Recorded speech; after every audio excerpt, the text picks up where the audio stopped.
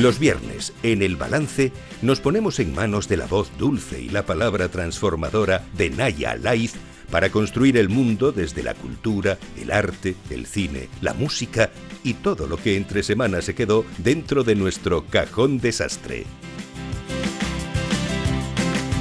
Naya Laiz, muy buenas, ¿qué tal? Muy buenas, ¿cómo me gusta? Un viernes más en nuestro cajón desastre, estamos felices, ¿verdad? Me encanta venir y hacer flop de cabeza al cajón desastre. Al cajón desastre. Es donde mejor estoy. Oye, qué bonito es hablar de teatro, ¿verdad? Es que ayer además fue el Día Internacional del Teatro y hoy tenemos un programa pues muy teatral, a colación de todo esto. Viene con nosotros Nathalie Pinot, una grandísima actriz. Bienvenida. Gracias, muchas gracias por tenerme. Gracias, Nathalie, por estar aquí con nosotros hoy. Gracias por invitarme. Grandísima actriz en todos los medios, teatro, cine, televisión, nacional, internacional, proyectos grandes, pequeños, medianos. Y hoy nos traes uno que para mí es muy especial por lo que he podido conocer, creo que para ti también, sí, el monólogo que estás haciendo en Teatro del Barrio, que se titula Los libros ardieron, muerte y vida de Juanita Capdeville. ¿Me dejas que ponga una cosa? Por favor. Ya verás. Un libro es un vehículo de verdades sublimes. Un libro es mensajero de lejanas pasiones, de ilusión y ensueño. Es el puente entre nuestra alma y otras vidas. Los libros ardieron. Muerte y vida de Juanita Capdeville.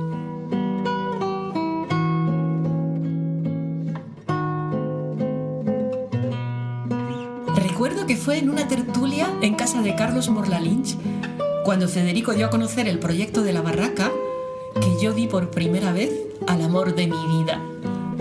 No sé qué hacía Francisco. Así empieza, ¿no? Bueno, no, aquí hemos hecho un collage. Bueno, empieza así con lo primero, con lo de la presentación del libro, de lo que, bueno, que un libro, lo que acabo de decir ahí, ¿no? Y luego es que, bueno, esto es un pequeño montaje que hicimos con el músico, porque esto es con música en directo. Con música en directo. Con Pablo Méndez, que es un maestro maravilloso, a la guitarra y al piano durante la obra. Y de hecho hay alguna composición que es suya también, que ha compuesto especialmente para la obra. Esta Juanita Capdeville, yo no conocía a esta mujer hasta que he visto este monólogo. Fue la primera directora de la Biblioteca del Ateneo de Madrid, una mujer apasionada y entregada a la literatura y a los libros, pero bueno, siempre un poco desde ese lugar de retaguardia, ¿no? Y de salvaguardar la cultura desde ahí. Fue asesinada en agosto del 36. Fusilada. O sea, bastante excepcional. A los 31 años, la misma madrugada que Federico. Sí, exacto. García Lorca, ¿no? Exacto. Cuando además ella era cercana a Federico, que es lo que cuenta también el monólogo, que nadie se acuerda de eso. Ella, o sea, estaba rodeada pues de todos los intelectuales de la época y era amiga de Federico y ayudó a que la última representación de La Barraca se hiciera ahí en el Ateneo, ya que ella era jefa técnico de la Biblioteca del Ateneo. ¿Cómo es posible este olvido garrafal, ¿no?, de la historia, de figuras tan importantes y... Bueno, se han olvidado muchas. Muchas, efectivamente, sí. También la pregunta, vaya perogrullada, pero... 40 años de silencio al final pueden, ¿no? Claro, sí. Bueno, yo hice un espectáculo hace unos años que era muy interesante porque el espectáculo venía a decir que hasta los del bando franquista, o sea, las mujeres del bando franquista también fueron olvidadas al final, unas cuantas. O sea, claro, que quiero decir que sí que ha habido mucho olvido. Además, Juanita es un poco una antiheroína, porque realmente, bueno, que es lo bonito que dice el texto de Sekun, ¿no?, que es como que ella trabaja para los demás, para los archivos, para que generaciones posteriores puedan acceder a las bibliotecas, ¿no? Te voy a preguntar un poco, te voy a hacer hablar en nombre de él, Sekun de la Rosa, autor y director de esta obra. Si tienes idea de cómo descubre él esta persona de Juanita Capdeville y por qué decide sacarla a la luz a través de una obra de teatro. Bueno, él es un gran curioso de la vida y creo que fue un poco casualmente, o sea, estaba en contacto con el Ateneo de Madrid y porque él tiene un monólogo que interpreta él de las piscinas de la Barceloneta, que es precioso, por cierto. Y entonces a raíz de ahí, como que no sé cómo llegó a sus manos, o sea, lo de Juanita, que había sido jefa técnico de la biblioteca del Ateneo, y entonces de repente él ahí empezó a mirar, a buscar, o sea, descubrió que, pues eso, que había sido fusilada, etcétera, etcétera, y todo lo que le pasó en su vida, que además había sido también muy cercana a María Casares, bueno, en fin. Y me lo planteó un día paseándonos por Madrid Río, que me acuerdo perfectamente, porque estábamos ahí caminando hacia Sol, era un día precioso, y me dice, oye, estoy investigando sobre esta mujer, tal cual, me lo empieza a contar, y me dice, oye, ¿te apetecería hacerlo en monólogo y tal? Y dije, hombre, pero vamos, por supuesto, que además es que a mí me encanta Sekun, me encanta su universo, me encanta trabajar con él, y me hizo muchísima ilusión, y todo, la historia, todo, me pareció un proyecto realmente muy bonito. Desde que se escribe hasta que se estrena, ¿cuánto tiempo pasa? ¿Cómo ha sido ese proceso de producción de todo esto? Bueno, a ver, luego lo que pasa que también con Sekun, como nos conocemos mucho, porque empezamos juntos prácticamente, nos entendemos muy rápido. Entonces, bueno, él lo fue ahí gestando y tal y cual, hasta que me entregó el texto. Y luego pues tuvimos unos ensayos, unos encuentros con Pablo también, con quien tiene mucha cercanía, y empezó todo, o sea, fue como un poco un work in progress, porque primero hicimos una lectura dramatizada en el Ateneo, que era como medio lectura, medio actuada, y fue súper bonito, o sea, fue precioso. Además, hacerlo en el Ateneo, ya eso era como de ponerte los pelos así, ¿no? Y que en el Ateneo además ahí descubrieron el personaje de Juanita, que tampoco ellos también la tenían olvidada. Tampoco la acordaban de ella. Y que ahora sí, ahora ya sí la tienen, ya la han rescatado, ¿no? de la memoria, pero y nada, y pues luego decidimos seguirlo montando, pues seguimos ensayando y lo hicimos para el Teatro del Barrio. Que es donde estáis. Que es donde estamos ahora, que también la verdad es que es un teatro estupendo para hacerlo. Sí. Sí, estáis hasta este domingo en principio. Hasta este domingo, que a las 8:30. Solo los domingos, ¿no? Solo los domingos de momento, sí. También porque era un día que nos venía bien también, tanto a Pablo como a mí, como a Sekun, bueno, en fin. Y nada, pero bueno, seguramente volveremos porque ya es la tercera vez que estamos en el Teatro del Barrio, o sea que yo creo que en algún momento volveremos al Teatro del Barrio. La verdad que es una joya poder verlo ahí, además en ese espacio tan recogido, íntimo. Y la idea es un poco girarla, o sea, nos gustaría mucho, estamos ahí tonteando con también Galicia, porque en Galicia sí que se acuerdan mucho de ella. ¿Por qué en Galicia? Porque ella era gallega, claro, obviamente. No, ella era de origen vasco-francés, bueno, y pamplónica, porque estuvo, o sea, pasó la infancia ahí y tal, pero es que luego ella se casó con el gobernador civil de La Coruña, el que llegó a ser gobernador civil de La Coruña, y estuvo ahí unos años, y fue ahí donde la fusilaron, cerca de, o sea, en Rábano creo que se llama. Y vale, que la fusilaron en Galicia. La fusilaron en Galicia, sí, porque también fusilaron a su marido, como 3 semanas antes, el 24 de julio del 36, fusilaron a su marido, a ella la encarcelaron, que es lo que cuenta el monólogo, la interrogaron, la volvieron a soltar, y en el 18 de agosto la fusilaron, a ella también, de manera un poco gratuita, porque verdaderamente es que tampoco, o sea... Bueno, ya, pero... Sí, pues por estar relacionada o vinculada con quien lo estaba, ¿no? Hay algo en el monólogo que a mí me gusta. Con la cultura, la verdad, por otra cosa. Bueno, pero al fascismo, la cultura no claro. Por ahí va la cosa. Fascismo y cultura no son seres irreconciliables, no, claro, esto es lo que hay, ¿no? Sí, exacto, sí. Bueno, al final la cultura lleva una libertad de pensamiento, ¿no? Y a una libertad individual que no interesa mucho a ciertos grandes poderes. Dices además una frase que quiero recoger y que a mí me gustó mucho en el monólogo. Dice, no hay mayor acto de amor que la memoria. ¿Es el teatro un acto de amor, así en general? Sí, yo creo que sí, es un acto de amor, sí. Y además, o sea, cuando... por ejemplo, en este caso los monólogos, bueno, aunque estoy con Pablo, que es el músico, ¿no? Pero sí que es todavía más, yo creo, porque es un vértigo muy grande, pero la comunión que se establece con el público es tremenda, sí. Es verdad que es un acto de amor, sí. Y mutuo, ¿eh? Es mutuo. ¿Hace cuánto que te enamoró a ti el teatro? ¿En qué momento sentiste esa pulsión? Pues con 17 años. Pero lo sentí fuertísimo, o sea, dije, esto es lo que quiero hacer, verdaderamente, o sea, pero o sea, sin dudarlo, o sea, a partir de ahí ya no tuve ninguna duda, por una obra que hice de estas en el colegio y tal, que me emocioné tanto, me gustó tanto hacerla, y el contacto con el público precisamente, que dije, bueno, esto es lo que quiero hacer. O sea, ahí te quedaste. Y ahí me quedé. O sea, no hubo quien me moviera ya. Iba a explorar un topicazo, pero creo que no va a hacer falta. Para ti, ¿dónde te quedas? ¿Teatro, cine o televisión? A ver, me gusta todo, he de decir. Me gusta todo, además porque cada medio es diferente y cada medio aporta cosas diferentes. Pero sí que es verdad que para mí un poco la madre es el teatro, ¿no? O sea, creo como que de ahí...